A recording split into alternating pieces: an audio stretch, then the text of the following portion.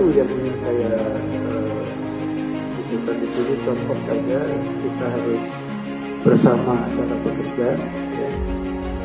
Saya misalnya melaksanakan kegiatan komando basic. Siapa saja yang bekerja di sini? Contoh pakaian, menyiapkan tempat. Ada Pak Muji, Pak Kadipik, menyiapkan fitronya. Apa yang dilakukan Kapiten Besi? Menyiapkan nakasnya, menyiapkan ambulan, menyiapkan obat apabila ada yang sakit. Nah, seperti itu rekan-rekan. Apa yang dilakukan Pak Karorena? Misalnya tidak ada anggarannya.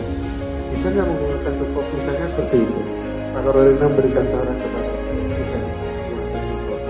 Nah, ini rekan-rekan seperti ini. Kita dalam satu kegiatan itu tidak hanya dilakukan oleh satu-satu saja, tapi dilakukan secara bersama-sama. Memang nanti akan ditunjuk sebagai mana sebagai leadernya untuk mengelola kegiatan tersebut.